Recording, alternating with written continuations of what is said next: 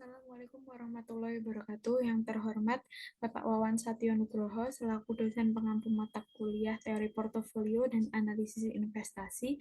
Pada pertemuan kali ini saya ingin mempresentasikan mengenai teori portofolio model Markowitz. Sebelumnya perkenalkan, nama saya Salsabila Yasmin, NPM 20.0102.0036, mahasiswa S1 Akuntansi Paralel. Untuk daftar isi pembahasan pada presentasi ini yaitu mengenai portofolio efisien, portofolio optimal, fungsi utilitas, kurva indifference, aset beresiko, aset bebas resiko, dan juga investor bisa menginvestasikan dan meminjam dana bebas resiko, memilih kelas aset yang optimal, memilih portofolio berdasarkan preferensi investor, dan yang terakhir membahas mengenai artikel Markowitz. Lingkup bahasan utama dalam teori portofolio adalah mengenai bagaimana melakukan pemilihan portofolio dari sekian banyak aset untuk memaksimalkan return yang diharapkan pada tingkat risiko tertentu yang bersedia ditanggung oleh investor. Salah satu jenis aturan tentang pemilihan portofolio adalah investor tidak atau harus memaksimalkan nilai diskonto atau dikapitalisasi dari future return. Karena masa depan tidak diketahui dengan pasti, maka harus menjadi diharapkan atau pengembalian yang diharapkan yang diskon.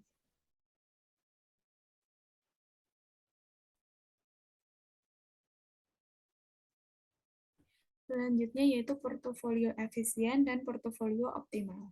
Portofolio efisien menawarkan risiko terendah dengan tingkat return tertentu dengan cara berpegang pada asumsi tentang bagaimana perilaku investor dalam pembuatan keputusan investasi yang akan diambil. Sedangkan portofolio optimal adalah portofolio yang dipilih investor dari sekian banyak pilihan yang ada pada kumpulan portofolio efisien. Portofolio yang dipilih adalah yang sesuai dengan preferensi investor yang bersangkutan terhadap risiko yang akan ditanggung. Fungsi utilitas dan kurva indifference. Fungsi utilitas adalah suatu fungsi matematis yang menunjukkan nilai dari semua alternatif pilihan yang ada. Semakin tinggi nilai alternatif, maka semakin tinggi nilai utilitas alternatif itu. Fungsi utilitas menunjukkan referensi seorang investor terhadap berbagai pilihan investasi dengan masing-masing risiko dan juga return yang diharapkan. Kurva indifference adalah grafik yang menggambarkan fungsi utilitas. Nah, kurva ini menggambarkan kumpulan portofolio dengan return yang diharapkan dan risikonya masing-masing. Titik-titik sepanjang kurva ini menggambarkan return yang diharapkan dan juga risikonya yang akan memberikan utilitas yang sama bagi investor.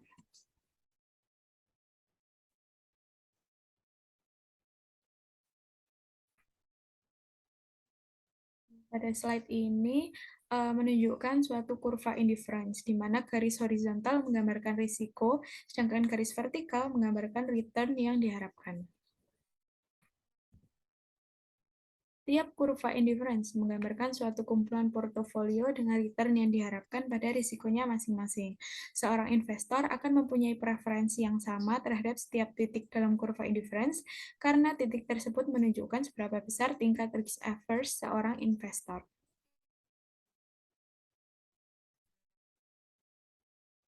Pada grafik ini dapat diketahui bahwa semakin tinggi kurva menjauhi garis horizontal, maka semakin tinggi pula return yang diharapkan pada tingkat risiko.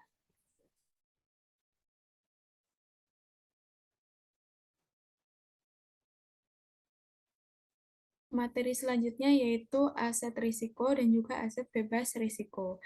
Aset berisiko adalah aset yang tingkat return aktualnya di masa depan masih mengandung ketidakpastian. Contohnya saham. Dan aset bebas risiko adalah aset yang tingkat returnnya di masa depan sudah bisa dipastikan saat ini dan ditunjukkan oleh varian return yang sama dengan 0. Contoh dari aset bebas risiko adalah obligasi jangka pendek yang diterbitkan oleh pemerintah. Pendekatan Markowitz mengatasi kelemahan diversifikasi secara naif. Investor bisa memanfaatkan semua informasi yang tersedia sebagai dasar pembentukan portofolio yang optimal. Nah, pada dasarnya, teori portofolio dengan Markowitz ini didasari oleh 3 asumsi. Yang pertama, periode investasi tunggal, misalnya 1 tahun.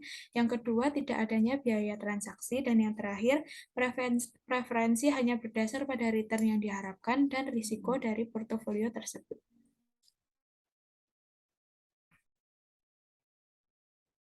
Dalam pendekatan konsep Markowitz, pemilihan portofolio investor didasarkan pada preferensi mereka terhadap return yang diharapkan dari risiko masing-masing pada pilihan portofolio.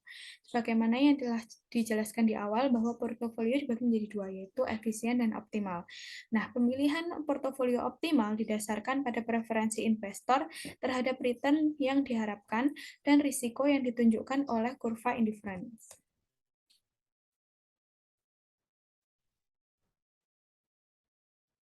Slide selanjutnya yaitu mengenai kurva mengenai portofolio efisien dan juga portofolio optimal. Dapat diketahui bahwa dalam bidang BCDE merupakan permukaan efisien, yaitu kombinasi aset-aset yang akan membentuk portofolio yang efisien.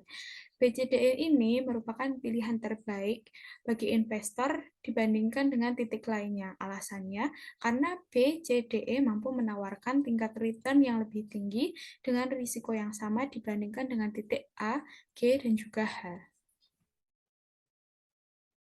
Model portofolio Markowitz seperti yang telah dijelaskan merupakan kontribusi penting yang sangat berguna bagi investor untuk memahami bagaimana mereka seharusnya melakukan diversifikasi secara optimal. Nah, di samping kontribusi tersebut, ada 3 hal yang perlu diperhatikan. Yang pertama, semua titik portofolio yang ada dalam permukaan efisien mempunyai kedudukan yang sama antara satu dengan yang lainnya. Artinya, tidak ada titik portofolio di sepanjang garis permukaan efisien yang mendominasi titik portofolio lainnya yang sama-sama berada pada garis permukaan efisien. Yang kedua yaitu, model Markowitz tidak memasukkan isu bahwa investor boleh meminjam dana untuk membiayai investasi portofolio pada aset yang berisiko. Model ini juga belum memperhitungkan kemungkinan investor untuk melakukan investasi pada aset bebas risiko. Dan yang ketiga atau yang terakhir yaitu dalam kenyataannya, investor yang berbeda-beda akan mengestimasi input yang berbeda pula ke dalam model Markowitz. Sehingga garis permukaan efisien yang dihasilkan juga berbeda bagi masing-masing investor tersebut.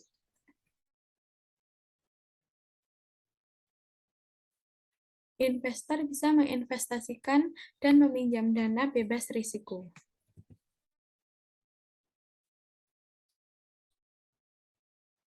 Dalam model Markowitz, bagaimana telah dibahas di atas, investor bisa menentukan pilihan portofolio optimal dari berbagai pilihan portofolio yang ada pada garis horizontal pada garis portofolio yang efisien. Akan tetapi, model Markowitz tersebut membatasi pilihan investor hanya pada portofolio yang terdiri dari aset berisiko. Padahal kenyataannya, investor bebas memilih portofolio yang juga terdiri dari aset bebas risiko. Sehingga muncul pertanyaan, apa yang akan terjadi pada permukaan efisien jika investor mengkombinasikan pilihan portofolio pada permukaan efisien dan investasi pada aset bebas risiko? Nah, dapat dilihat pada kurva di sini. Titik RF menunjukkan kombinasi antara return dan risiko aset bebas risiko. Titik RF yang terletak tepat pada garis vertikal menggambarkan risiko aset tersebut sama dengan 0. Investor bisa mengkombinasikan aset bebas risiko ini dengan kumpulan portofolio efisien yang ada pada permukaan efisien. Dengan menghubungkan titik RF dan pilihan portofolio pada permukaan efisien, kita akan menemukan suatu kombinasi baru yang sebelumnya tidak dapat kita temukan pada model Markowitz.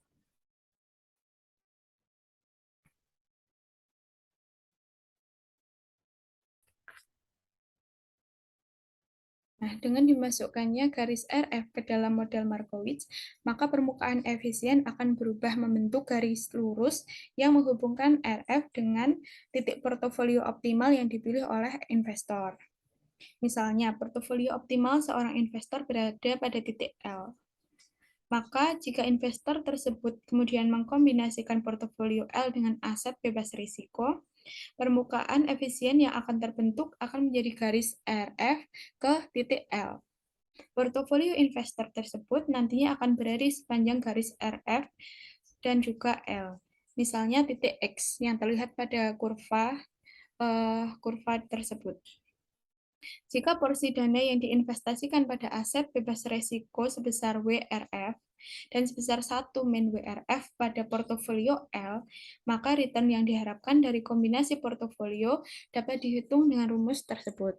Sedangkan rumus untuk menghitung standar deviasi portofolio yang terdiri dari aset berisiko dan juga aset bebas risiko dapat dilihat rumusnya pada rumus di bawah ini. Nah, selanjutnya ada contoh soal. Misalnya, portofolio L menawarkan tingkat return yang diharapkan sebesar 20% dengan standar deviasi 10%. Sedangkan aset bebas risiko menawarkan return yang diharapkan sebesar 5%. Misalkan investor menginvestasikan 40% dananya pada aset bebas risiko dan 60% pada portofolio L, maka dapat diketahui hasilnya sebesar 14% dan juga standar deviasi sebesar 6% atau 0,06. Nah, investor bisa meminjam dana bebas risiko jika analisis terhadap modal Markowitz kita perluas dengan menambah asumsi bahwa investor bisa meminjam dana untuk meningkatkan kemampuan berinvestasi, maka kita akan temukan garis permukaan efisien yang baru. Dengan mencari tambahan dana yang berasal dari pinjaman, investor bisa menambah dana yang dimilikinya untuk diinvestasikan. Jika dana pinjaman tersebut digabungkan dengan dana yang dimiliki saat ini dan digunakan untuk investasi, investor akan mempunyai kemungkinan untuk mendapatkan return yang diharapkan dari investasi yang lebih tinggi.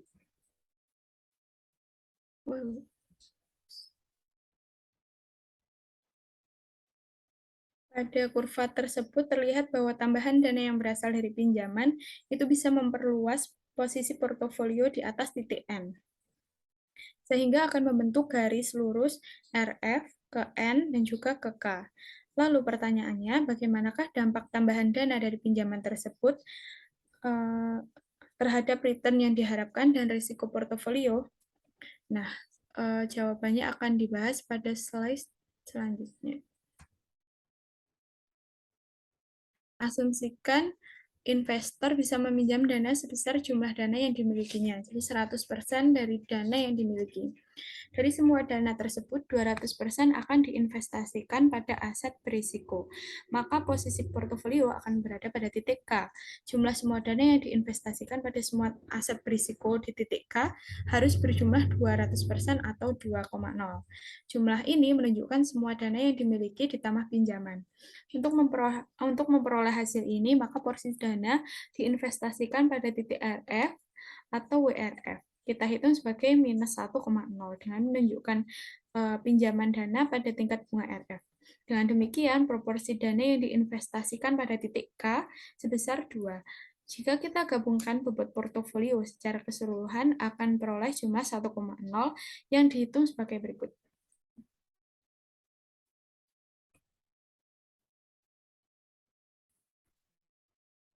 Langkah yang pertama yaitu menghitung porsi dana yang diinvestasikan pada aset bebas risiko.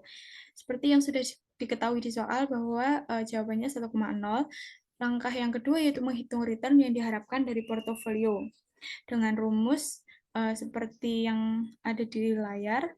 Dan yang ketiga, menghitung standar deviasi untuk menghitung risiko. Nah, misal return yang diharapkan dari portofolio K sebesar 25% dengan titik K-nya 15%, tingkat bunga bebas risiko 5%, maka dengan demikian kita bisa menghitung tingkat return yang diharapkan serta standar deviasi portofolio K sebagai berikut.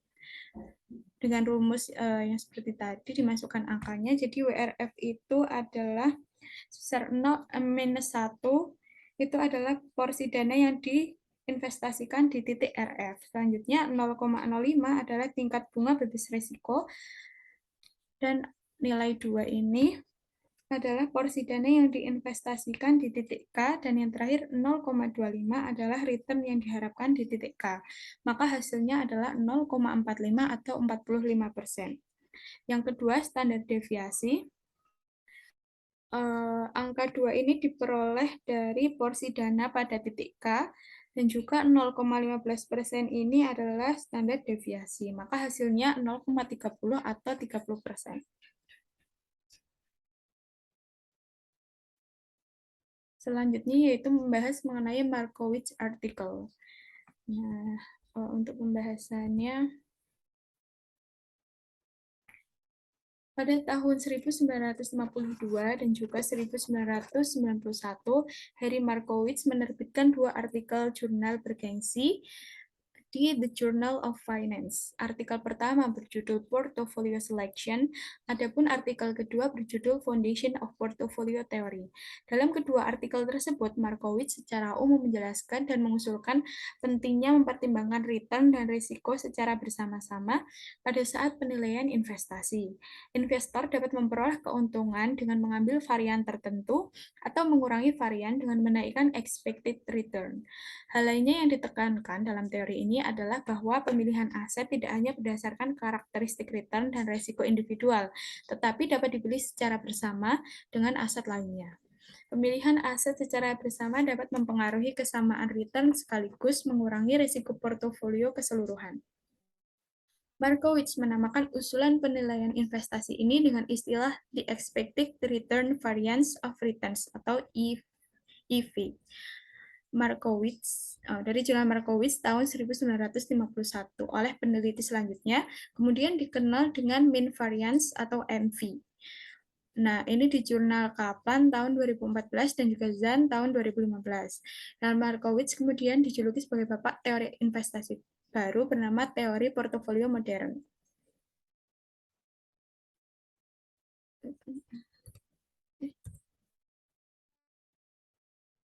Mean variance Markowitz merupakan model investasi dengan menggunakan expected return. Varian ini dan covariance investasi individual untuk menganalisis trade-off risk return atau kombinasi aset dalam portofolio investasi. Trade-off risk return digambarkan dalam suatu kurva yang berjudul The Efficient Frontier. Nah, The Efficient Frontier menggambarkan hubungan antara return ekspektasi dengan return dalam suatu portofolio. Di efficient frontier memberikan return ekspektasi terbaik pada tingkat risiko tertentu atau tingkat risiko terendah yang diperlukan untuk mencapai tingkat return ekspektasi tertentu. Dalam teknik perhitungan return ekspektasi diwakili dengan nilai rata-rata return historis atau the mean of historical returns, sementara risiko dijelaskan dengan nilai standar deviasi.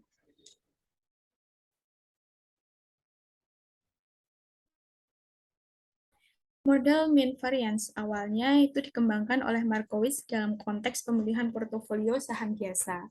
Tetapi selama 2 dekade terakhir, model ini banyak diterapkan pada alokasi aset atau asset allocation. Alokasi aset adalah pemilihan portofolio investasi di mana setiap komponen lebih merupakan kelompok aset dibanding sekuritas individu. Dalam banyak hal, model mean variance lebih cocok diterapkan dalam alokasi aset dibandingkan dengan seleksi portofolio saham. Secara umum, model investasi mean variance Markowitz mendasarkan pada asumsi atau rule yang menyatakan bahwa investor akan memilih portofolio pada tingkat variance minimum dengan tingkat expected return tertentu atau memilih portofolio pada expected return preferensi maksimum dengan tingkat varians tertentu di bawah suatu kondisi, bahwa fungsi preferensi utilitas harus kuadrat dan return terdistribusi normal. Sampai sekarang, model mean variance Markowitz masih diadopsi secara luas oleh praktisi dan dianggap sebagai kerangka standar yang paling optimal dalam manajemen investasi modern. Sekian yang bisa saya presentasikan, kurang dan lebihnya saya mohon maaf. Saya akhiri, billahi taufik walhidayah. Wassalamualaikum warahmatullahi wabarakatuh.